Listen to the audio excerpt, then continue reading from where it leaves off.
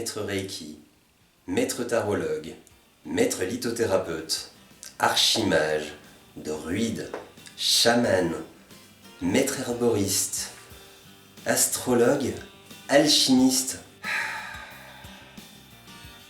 Ah, tiens, vous êtes là. Ah bah vous tombez bien.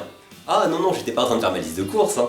J'étais en train de relire la vraie carte de visite d'un trou du cul de 65 ans dont j'avais écouté la conférence à Sainte-Marie-aux-Mines il y a quelques années en arrière. Bon, au-delà du fait que la conférence était affligeante de médiocrité, j'avoue que j'avais été surtout impressionné par un tel CV. Et vous voyez cette étincelle? C'est la preuve que les cailloux sont vivants.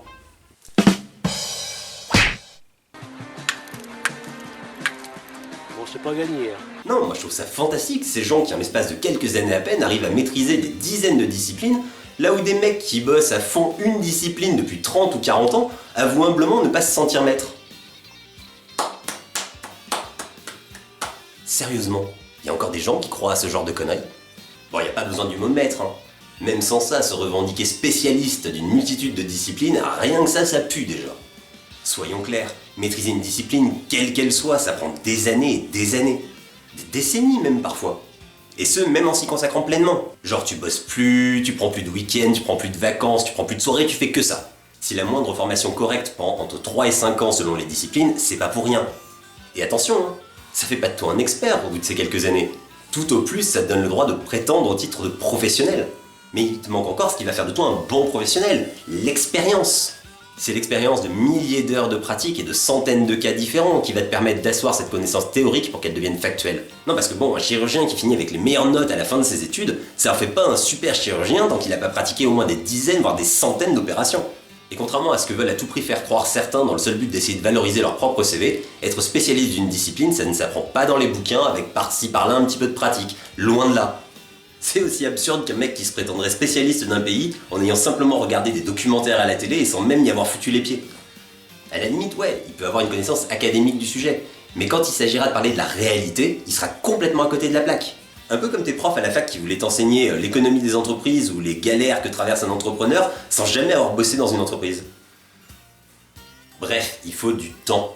Et ça, ce n'est que pour une seule discipline. Alors t'imagines un peu le mec qui se revendique maître Reiki, bon ça c'est qu'un titre que tu payes, donc à la limite certains te le filent en quelques mois. Maître lithothérapeute, 3 ans à Lithosophia. Maître herboriste, 3 à 5 ans en Belgique.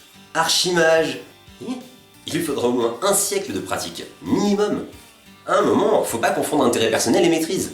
Je vois plein de pseudo-pros revendiquer des titres à l'appel comme si ça donnait une espèce de crédit à leur CV. Curriculum vitae. À mes yeux, ça prouve surtout qu'il s'agit de bons gros charlatans qui ne maîtrisent probablement pas du tout leur discipline, mais qui touchent un petit peu à tout en les survolant, et qui en ont parfois une connaissance académique mais non factuelle. Bon, je vois clairement où tu vas en venir. Là, tu vas encore me dire que je suis un bon Arien. Oh, que non. Bon à rien. Mais ce serait encore pire. Tu n'es pas bon à rien. Tu es mauvais à tout.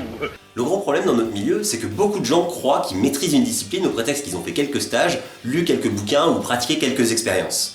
Genre, moi j'ai vécu pendant 5 ans avec une lithothérapeute, j'ai suivi ses stages et ceux d'autres lithothérapeutes, j'ai lu plein de bouquins sur le sujet et j'utilise parfois des pierres dans le cadre de ma pratique magique, en thérapie ou en méditation. Eh mais attends, mais je peux me revendiquer lithothérapeute et donner des stages moi aussi maintenant? Non.